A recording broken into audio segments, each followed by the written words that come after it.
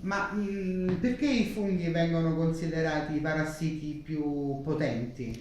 Allora, i funghi miceti o lieviti, che sono caratterizzati principalmente da avere un metabolismo prettamente anaerobico e quindi possono svilupparsi in un ambiente privo di ossigeno e in un ambiente praticamente anche con scarsa umidità, questi parassiti praticamente, quindi si sono generati sicuramente in ambienti ostili dove qualunque forma di vita aerobica legata cioè alla necessità della presenza di ossigeno nell'atmosfera, praticamente non è stato possibile. Quindi dopo i batteri, che sono dei procarioti, i parassiti più potenti come forma evolutiva sono stati sicuramente le muffe lieviti. Ma le muffe lieviti, per capire, sarebbe la prima forma vivente che noi possiamo Sì. osservare con i nostri occhi, vegetativa, cioè in grado di autogestirsi, dopo un day after, un giorno successivo ad una bomba atomica, un'esplosione atomica,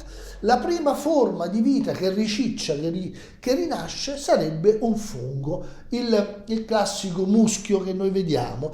Un esempio del fatto che i parassiti tendono a vivere in quelle zone dove c'è la morte è l'esempio che se noi entriamo in un tipo il Parco Nazionale Circeo per raccogliere dei funghi porcini, ovviamente, noi praticamente ci accorgeremo che dove sono concentrati maggiormente i funghi vuol dire che quell'albero non è più in buona salute, sta morendo.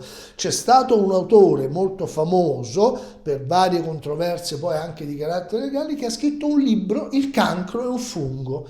Quest'autore medico, oncologo, se non sbaglio addirittura romano, praticamente cosa dice? Ogni massa tumorale dove quindi c'è una forte quadro anaerobiotico e questa massa tumorale poi, non essendo più ben vascolarizzata per la rapida evoluzione, tende ad andare in necrosi perché le cellule tumorali via via che si sviluppa la massa a livello centrale tendono a morire, quella massa tumorale avrà una sovrainfezione fungina micotica. Quindi, e in particolar modo, questa formazione biancastra è proprio la Candida albicans. Quindi la Candida albicans è quel parassita che vive in un ambiente talmente ostile ove gli altri parassiti, come i batteri, hanno difficoltà a sopravvivere. Non a caso il farmaco antibatterico per eccellenza, anche specifico, è l'antibiotico. L'antibiotico non è altro che il veleno di un fungo, un'aflatossina. Quando noi parliamo di funghi velenosi vuol dire che producono aflatossina.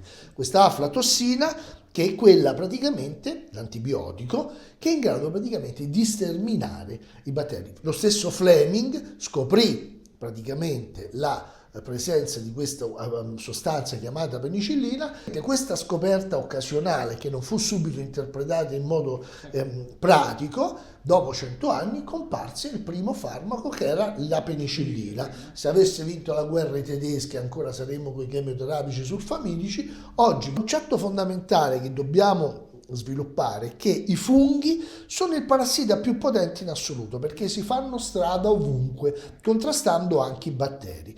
Il problema dei funghi è che sono però dei funghi, i funghi fermentano, quindi in teoria dice non sono microorganismi putrefattivi. Allora dove sta l'inganno? Dice allora no, dovrebbero far bene. No, aiutano a digerire il glucosio, ma la fermentazione dei lieviti è una fermentazione Alcolica. e non acida. Per cui fermenti acidi, fermenti lattici che producono l'acido lattico fa bene alle cellule del nostro organismo e in particolar modo alle cellule intestinali, come tutti, in particolar modo l'acido a catena corta più attivo per la produzione del nostro intestino è l'acido butirrico. L'alcol invece è una sostanza tossica, infatti noi non dovremmo né berla, né ingerirla, né produrla all'interno del nostro intestino. Quindi scoprire la presenza di parassiti all'interno del nostro organismo è il punto fondamentale per contrastare l'eventuale sovrainfezione batterica o fungina all'interno del nostro materiale fecale. Noi non dobbiamo diventare la casa, quell'albero del Circeo che alberga nel proprio organismo lieviti, batteri, funghi e quant'altro.